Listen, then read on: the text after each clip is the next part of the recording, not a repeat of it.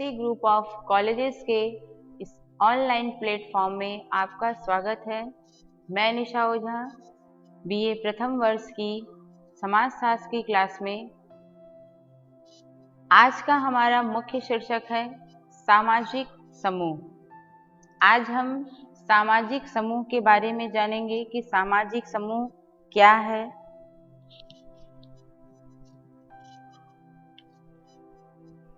देखिए, सामाजिक समूह दो चीजें हैं इसमें कि सामाजिक समूह, सामाजिक प्लस समूह।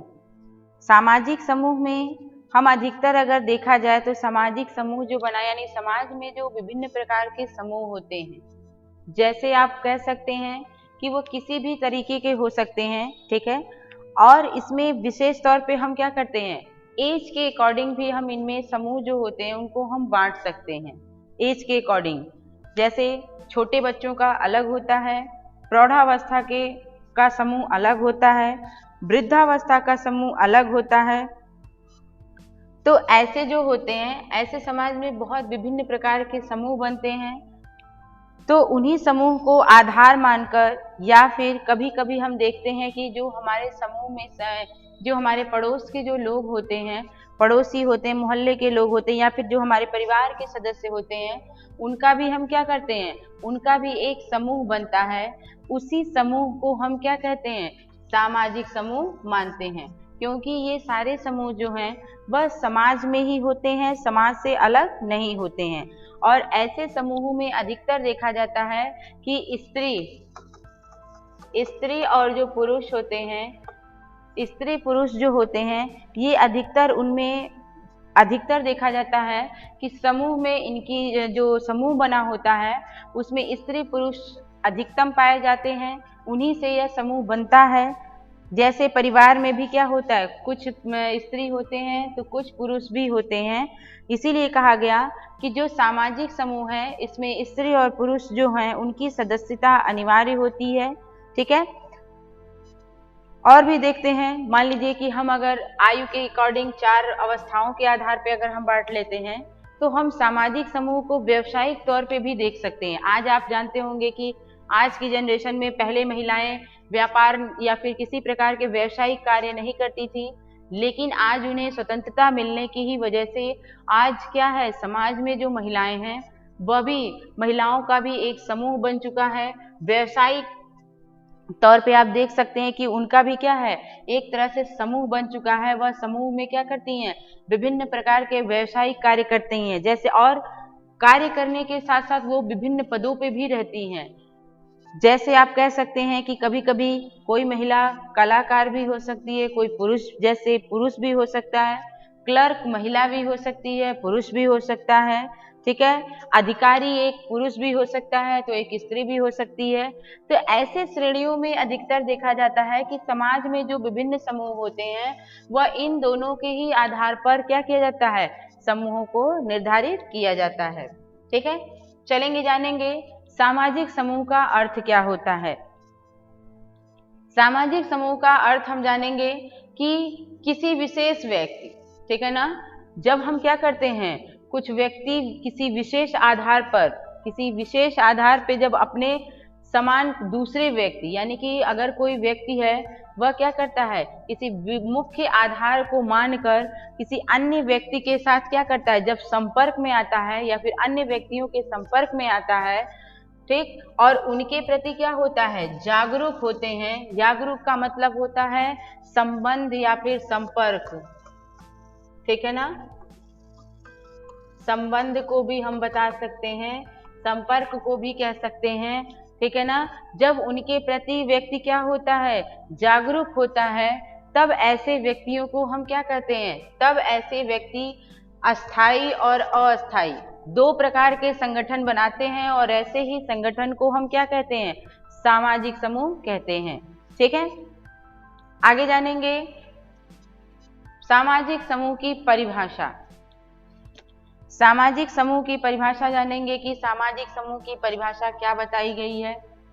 जैसा कि हम लोग शुरू से जानते हैं कि विभिन्न जो समाजशास्त्री हैं वो अपने हिसाब से अपने विचार के आधार पर अपने विचारों को विभिन्न जो उनके टॉपिक होते हैं या फिर जो भी आप जो भी जो आपका जो भी थॉट होता है उसके हिसाब से आप जो भी काम करते हैं उसमें वो अपने को सम्मिलित करते हैं, अपने विचारों को सम्मिलित करते हैं। ठीक है, तो इसमें हम जानेंगे कि सामाजिक समूह में जो विभिन्न समाजशास्त्री हैं उन्होंने क्या बताया है कि अपनी जो विचार है उनको क्या रखा है। तो सबसे पहले हम पढ़ेंगे मैकाइवर एवं पेज का, कि मैकाइवर एवं पेज ने सामाजिक समूह को क्या बताया है। देखिए, मैकाइवर पेज कहते हैं कि व्यक्तियों के ऐसे संग्रह से, यानी कि सामाजिक समूह का संबंध किससे है, ऐसे संग्रह से, व्यक्तियों के ऐसे संग्रह से है जिनमें क्या हो, जिनमें सामाजिक संबंध के कारण वह एक दूसरे के समीप आते हो, यानी कि ऐसा ग्रुप बनाया जाए, ऐसा संग्रह इकट्ठा किया जाए, ठीक, ऐसा संग्रह हो जिनके बीच क्या हो, सामाजिक संबंध के कारण, यानी कि जब वो उनके अंदर सामाजिक संबंध स्थापित होते हैं, ठीक है ना, तब वह क्या करते हैं, तब वह एक दूसरे के करीब आते हैं, एक दूसरे के समीप रहते हैं। ठीक है ना, तो ऐसे ही संबंध को या फिर ऐसे ही समूह को हम सामाजिक समूह मानते हैं। ठीक है, अगला जानेंगे विलियम्स के अनुसार कि विलियम्स ने क्या कहा है सामाजिक समूह के बारे में। देखिए, विलियम्स कहते हैं कि सामाजिक समूह का जो वो अर्थ बताते हैं या फिर सामाजिक समूह को कहते हैं कि व्यक्तियों का एकत्रीकरण मतलब जहाँ पे वो एकत्रित होते हैं, एक जगह एक निश्चित स्थान पे एकत्रित होते हैं, ऐसे ही जगह को हम कहते हैं, एक व्यक्ति जहाँ पे एकत्रित होता है एक समूह में कुछ की संख्या में, ठीक है ना, एक निश्चित स्थान पर एकत्रित होता है, एक रहता है, उसे ही हम कहते हैं एकत्रीकरण। तो व्यक्तियों का एकत्रीकरण जो एक दूसरे के क्या हो, एक दूसरे के साथ क्रिया करता हो, ठीक है, और ऐसी ही क्रिया में पारस्परिक क्रिया, यानी कि जो क्रिया हो रही है वह क्या हो, निरंतर हमेशा होती रहे, ठीक है, और होने के साथ साथ उनमें एक इकाई के रूप में क्या करना पड़े, अन्य सदस्यों के द्वारा पहचाने जाते हैं। यानी कि इनका कहने का मतलब ये है कि जो व्यक्ति होते हैं, व्यक्तियों का जो एकत्रीकरण होता है वह क्या करता है, एक दूसरे के साथ क्रिया करने को कहता है, और यही क्रिया क्या होती है, पारस्परिक, यानी हमेशा वह क्रिया एक दूसरे के साथ निरंतर होती रहती है, और जब वह क्रिया होती है तो उस क्रिया को हम क्या कहते हैं, एक इकाई के रूप में हम प्रयोग करते हैं, और वही क्या करते हैं, अन्य व्यक्तियों की पहचान बन जाती है। ठीक है ना, तो ये है आपका समूह, सामाजिक समूह का अर्थ। आगे जानेंगे हम सामाजिक समूह की विशेषताएं, कि सामाजिक समूह की विशेषताएं क्या हैं। देखिए, कुछ इसमें पॉइंट्स हैं, उनके माध्यम से जानेंगे। देखिए, विशेषताओं का अधिकतर देखा जाता है विशेषताओं को, कि विशेषताएं जो होती हैं वह किसी का भी हो, जो भी आपको दर्शाया जाए, किसी भी, जैसे एक व्यक्ति की पहचान होती है वैसे ही इनकी भी है, ठीक है, उनके लक्षण, जिस प्रकार से हम उनको जान सकें अच्छे से कि क्या किस चीज के बारे में बताया जा रहा है। तो जब तक हम किसी के लक्षण या उसकी पहचान, जब तक हमारे सामने सिंबल कुछ दिखता नहीं है तब तक हम नहीं जानते कि ये कौन है, क्या है। वैसे ही इसमें भी है, सामाजिक समूह में भी, कि सामाजिक समूह की अगर हम सामाजिक समूह को जाने तो सबसे पहले हमको इसकी विशेषताओं को जानना पड़ेगा। ठीक है, विशेषताओं के ही आधार पे हम जान सकते हैं कि ये क्या है। तो हम जानेंगे सामाजिक समूह को। देखिए, सबसे पहले इसमें जानेंगे पहला, कि सामाजिक समूह में पहला जो विशेषता है कि समूह व्यक्तियों का संग्रह है। क्या बताया गया है कि जो समूह होता है वह क्या है, व्यक्तियों का संग्रह है। आप लोग जानते होंगे कि समूह एक व्यक्ति से नहीं बनता है, ठीक है ना, जब तक क्या हो, दो या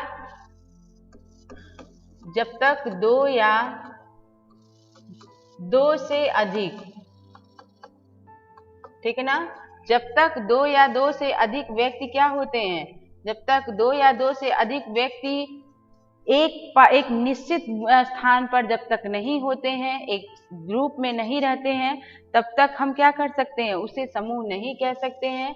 इसीलिए कहा गया है कि व्यक्तियों का संग्रह, हम समूह किसे कहेंगे, जहाँ पे क्या हो, व्यक्तियों का संग्रह हो, और वह क्या करता है, एक दूसरे को अधिकतर क्या करता है, करीब लाता है।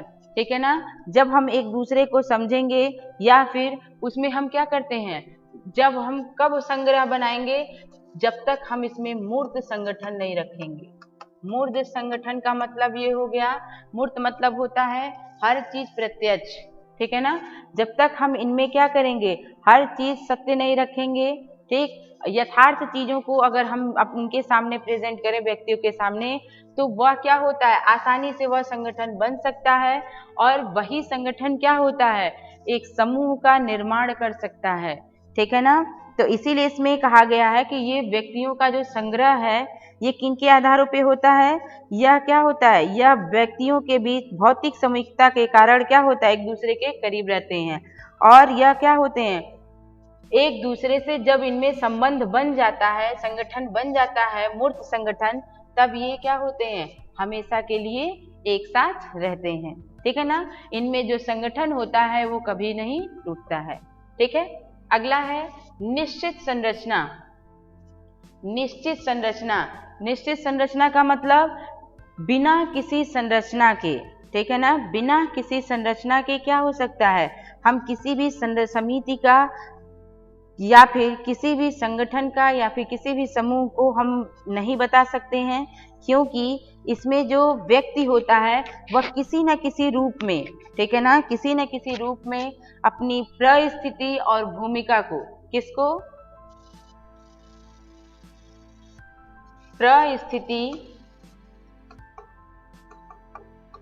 परिस्थिति एवं भूमिका को, यह क्या करता है, भूमिका को दोनों तरीके से जो उनके लिए आवश्यक होता है उसके आधार पर वह क्या करता है, उसका विभाजन करता है।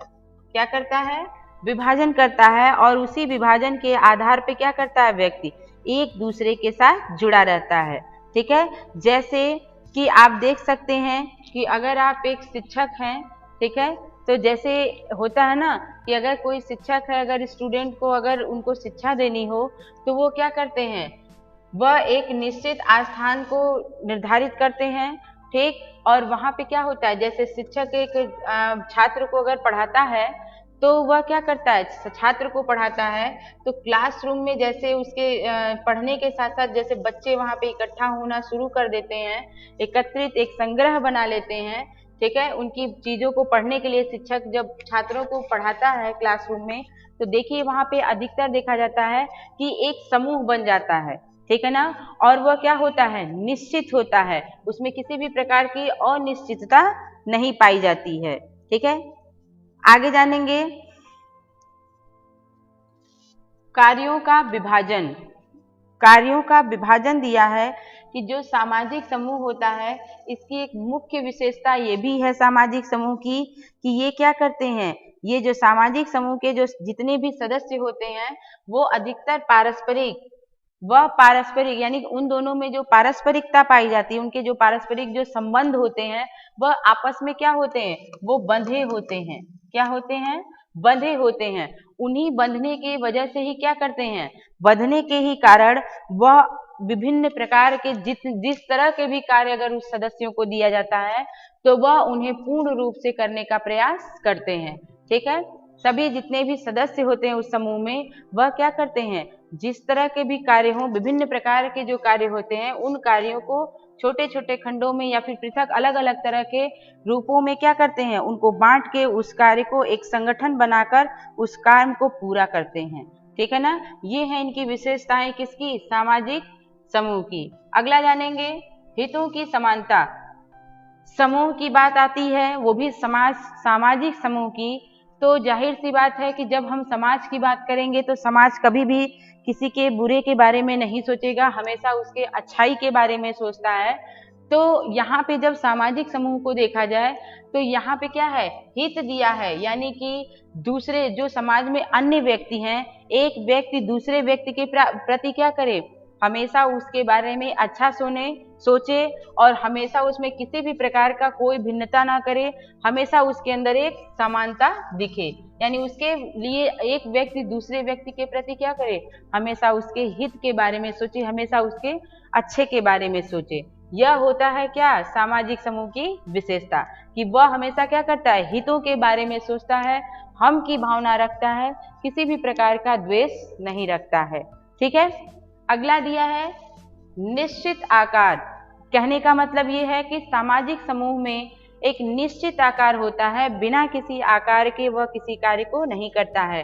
यहाँ आकार का मतलब हो जाता है संग्रह से, ठीक है ना। संग्रह भी कह सकते हैं, संगठन भी कह सकते हैं, विभिन्न नामों से आप जान जाएंगे, क्योंकि जब तक समूह का हम गणना कब करेंगे, जब तक उसकी आकार नहीं होगी। एक व्यक्ति से ना ही आकार बनता है, ना ही एक व्यक्ति से किसी प्रकार का समूह बनता है। इसीलिए जब वहां सदस्य रहेंगे, व्यक्तियों की संख्या अधिक होगी, तो अपने आप वहां पे क्या हो जाएगा, एक आकार बन जाएगा। और वह आकार क्या होता है, वह निश्चित होता है। सामाजिक समूह में रहने वाले जो व्यक्ति होते हैं वह क्या होते हैं, वह स्थायी होते हैं, अस्थायी नहीं होते हैं। इसीलिए कहा कि इसका जो आकार होता है वो क्या होता है, अनिश्चित होता है। अधिकतर देखा जाता है कि इसमें जो व्यक्ति होते हैं, आकार तो इसका होता ही है, लेकिन देखिए यहाँ पे ये दिया है कि व्यक्तियों का संग्रह, यानी कि यहाँ पे एक व्यक्ति नहीं है, यहाँ पे क्या हो रहा है, दो भी व्यक्ति नहीं है, यहाँ व्यक्ति यानी कि यहाँ पे क्या है 5, 10, यानी कि संख्या का यहाँ पे क्या है, संख्या बहुत अधिक पाई जाती है। इसीलिए कहा कि इनका जो आकार है वो क्या होता है, काफी बड़ा होता है, या छोटा भी हो सकता है, बड़ा भी हो सकता है। इसके आकार का कोई भी मूल्यांकन नहीं है, ठीक है ना। और बिना आकार के समूह का निर्माण नहीं होता है, ठीक है। अगला देखेंगे आदर्श नियमों की प्रधानता। आदर्श नियम, जब हम किसी समूह का निर्माण करते हैं या फिर समिति का निर्माण करते हैं, समुदाय का निर्माण करते हैं, तो उसमें नियमों का होना आवश्यक है, क्योंकि बिना नियमों के हम किसी कार्य को संपूर्ण तरीके से नहीं कंप्लीट कर सकते हैं। जब उस किसी चीज का हम निर्माण करेंगे और चाहेंगे कि वह कार्य, वह जो निर्माण कार्य है, अगर वह सुचारू तरीके से, अच्छे तरीके से चले, तो उसके लिए नियमों की आवश्यकता पड़ती है, ठीक है ना। इसीलिए कहा कि सामाजिक समूह में क्या है, जो आदर्श नियम बनाए जाते हैं वह हमेशा आगे रखे जाते हैं। प्रधानता का यहाँ मतलब हो गया कि उन नियमों को मानना आवश्यक होता है, ठीक है ना। तो ये हो गया आपकी सामाजिक समूह की विशेषताएं। जब अगर आपको ऐसी कुछ विशेषताएं दिखे तो आप समझ सकते हैं कि ये क्या है, ये सामाजिक समूह है, ठीक है ना। आप इसे सिर्फ समूह भी कह सकते हैं, ठीक है, क्योंकि जो समूह बने, समुदाय बने या समिति, ये सारी चीजें क्या होती हैं, आपके समाज में ही होती हैं, ठीक है। तो ये हो गई विशेषताएं।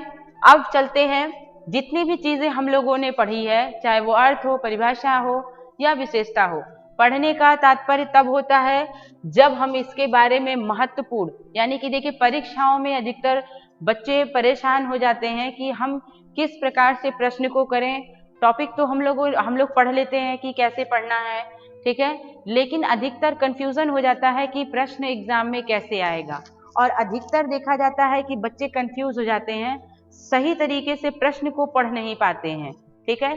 तो इसलिए मैंने यहाँ पे जो भी टॉपिक आप लोगों ने पढ़ा है, ठीक है, उससे संबंधित किस तरह के प्रश्न आपके सामने आ सकते हैं और उनको आसानी से आप किस प्रकार से सॉल्व कर सकते हैं, इसको मैंने बता दिया है कि जितने भी आज टॉपिक हम लोगों ने पढ़ा उससे संबंधित किस टाइप का प्रश्न आ सकता है, ठीक है ना। तो मैंने प्रश्न बता दिया है, लास्ट में मिलेंगे वीडियो में। मैं आज प्रश्न समझ लीजिए आप लोग कि किस तरीके का प्रश्न है, कैसे आ सकता है। देखिए प्रश्न अगर बनता है तो ये आ सकता है कि सामाजिक समूह से आप क्या समझते हैं तथा इसकी विशेषताओं की विवेचना कीजिए, ठीक है ना। तो यानी कि यहाँ पे बहुत चीजें पूछा है। एक तो पूछा है सामाजिक समूह पूछा है, एक पूछा है इसकी विशेषताएं पूछा है। अधिकतर परीक्षाओं में ये भी पूछता है कि सामाजिक समूह को परिभाषित कीजिए तथा इसकी विशेषताओं की विवेचना कीजिए। यानी कि दो चीजें पूछता है, एक पूछता है आपसे सामाजिक समूह पूछता है, एक उसका अर्थ पूछता है, ठीक है, और एक परिभाषा पूछता है, ठीक है। परिभाषा के साथ साथ इतने में आप सिर्फ क्या समझेंगे, सामाजिक समूह, अर्थ और परिभाषा, इन तीन चीजों को आप जानेंगे। लेकिन एक चौथा जो प्रश्न बनता है वो ये है कि इसकी विशेषताएं क्या है, इसकी विशेषताएं, इन विशेषताएं यानी कि विशेषताओं को, यानी कि आपको अगर इस प्रश्न को लिखना हो, इसका उत्तर देना हो, तो इन 4 चीजों को आप हल करेंगे, इसी के अनुसार अगर लिखेंगे तो आपके मार्क्स भी अच्छे आएंगे और आप अच्छे से पढ़ भी सकते हैं। किसी भी सवाल का आप आसानी से, इस सवाल का आसानी से आप उत्तर दे सकते हैं। ठीक है, मैं इसको नेक्स्ट वीडियो में और अच्छे से डिस्क्राइब करूंगी, इसका पूर्ण रूप से इसका विस्तार पढ़ा जाएगा और भी इससे संबंधित जितने भी चीजें आती हैं इस टॉपिक से संबंधित, उन प्रश्नों का और भी उत्तर पढ़ेंगे। ठीक है, आज मैंने सिर्फ संबंधित प्रश्नों को बताया। मिलते हैं अगले वीडियो में। धन्यवाद।